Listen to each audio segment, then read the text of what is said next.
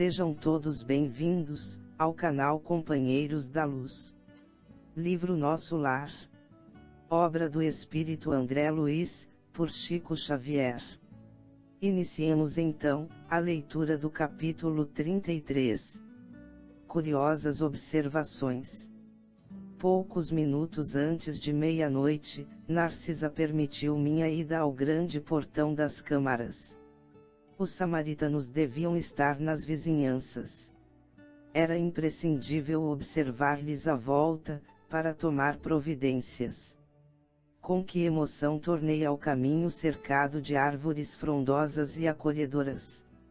Aqui, troncos que recordavam o carvalho vetusto da terra. Além, folhas caprichosas lembrando a acácia e o pinheiro. Aquele ar embalsamado figurava-se-me uma bênção. Nas câmaras, apesar das janelas amplas, não experimentara tamanha impressão de bem-estar. Assim caminhava, silencioso, sob as frondes carinhosas. Ventos frescos agitavam-nas de manso, envolvendo-me em sensações de repouso. Sentindo-me só, ponderei os acontecimentos que me sobrevieram, desde o primeiro encontro com o ministro Clarencio. Onde estaria a paragem de sonho? Na terra, ou naquela colônia espiritual? Que teria sucedido a Zélia e aos filhinhos? Por que razão me prestavam ali tão grandes esclarecimentos sobre as mais variadas questões da vida, omitindo, contudo, qualquer notícia pertinente ao meu antigo lar? Minha própria mãe me aconselhara o silêncio, abstendo-se de qualquer informação direta. Tudo indicava a necessidade de esquecer os problemas carnais, no sentido de renovar-me intrinsecamente. E no entanto, penetrando os recessos do ser, encontrava a saudade viva dos meus. Desejava ardentemente rever a esposa muito amada, receber de novo o beijo dos filhinhos. Por que decisões do destino estávamos agora separados, como se eu fosse um náufrago em praia desconhecida? Simultaneamente, ideias generosas confortavam-me o íntimo. Não era eu o náufrago abandonado. Se minha experiência podia classificar-se como naufrágio, não devia o desastre senão a mim mesmo. Agora que observava em nosso lar vibrações novas de trabalho intenso e construtivo, admirava-me de haver perdido tanto tempo no mundo em frioleiras de toda sorte. Em verdade, muito amara a companheira de lutas. E sem dúvida, dispensará aos filhinhos ternuras incessantes. Mas examinando desapaixonadamente minha situação de esposo e pai, reconhecia que nada criara de sólido e útil no espírito dos meus familiares. Tarde verificava esse descuido. Quem atravessa um campo, sem organizar sementeira necessária ao pão, e sem proteger a fonte que sacia a sede, não pode voltar com a intenção de abastecer-se. Tais pensamentos instalavam-se-me no cérebro com veemência irritante. Ao deixar os círculos carnais, encontrara as penúrias da incompreensão. E que teria sucedido à esposa e aos filhinhos, deslocados da estabilidade doméstica para as sombras da viuvez e da orfandade? Inútil interrogação. O vento calmo parecia sussurrar concepções grandiosas, como que desejoso de me despertar a mente para estados mais altos. Torturavam-me as inquirições internas, mas prendendo-me então aos imperativos do dever justo, aproximei-me da grande cancela, investigando além, através dos campos de cultura. Tudo luar e serenidade, céu sublime e beleza silenciosa. Extasiando-me na contemplação do quadro, demorei alguns minutos entre a admiração e a prece. Instantes depois, divisei ao longe dois vultos enormes que me impressionaram vivamente. Pareciam dois homens de substância indefinível, semiluminosa. Dos pés e dos braços pendiam filamentos estranhos, e da cabeça como que se escapava um longo fio de singulares proporções. Tive a impressão de identificar dois autênticos fantasmas. Não suportei. Cabelos eriçados, voltei apressadamente ao interior. Inquieto e amedrontado, expus a Narcisa a ocorrência, notando que ela mal continha o riso. Ora essa, meu amigo, disse por fim, mostrando bom humor. Não reconheceu aquelas personagens. Fundamente desapontado, nada consegui responder, mas Narcisa continuou.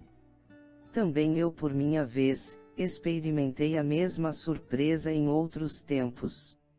Aqueles são os nossos próprios irmãos da terra. Trata-se de poderosos espíritos que vivem na carne em missão redentora e podem, como nobres iniciados da eterna sabedoria, abandonar o veículo corpóreo, transitando livremente em nossos planos. Os filamentos e fios que observou são singularidades que os diferenciam de nós outros.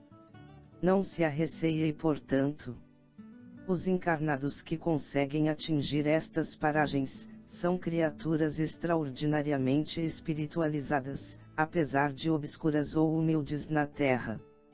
E encorajando-me bondosamente, acentuou. Vamos até lá, temos 40 minutos depois de meia-noite. Os samaritanos não podem tardar. Satisfeito, voltei com ela ao grande portão. Avistava ainda, a enorme distância, os dois vultos que se afastavam de nosso lar, tranquilamente. A enfermeira contemplou-os, fez um gesto expressivo de reverência e exclamou: estão envolvidos em claridade azul. Devem ser dois mensageiros muito elevados na esfera carnal, em tarefa que não podemos conhecer. Ali estivemos, minutos longos, parados na contemplação dos campos silenciosos. Em dado momento, porém, a bondosa amiga indicou um ponto escuro no horizonte enluarado, e observou. Lá vêm eles. Identifiquei a caravana que avançava em nossa direção, sob a claridade branda do céu. De repente, ouvi o ladrar de cães, a grande distância. Que é isso? Interroguei assombrado. Os cães, disse Narcisa, são auxiliares preciosos nas regiões obscuras do umbral, onde não estacionam somente os homens desencarnados, mas também verdadeiros monstros, que não cabe agora descrever.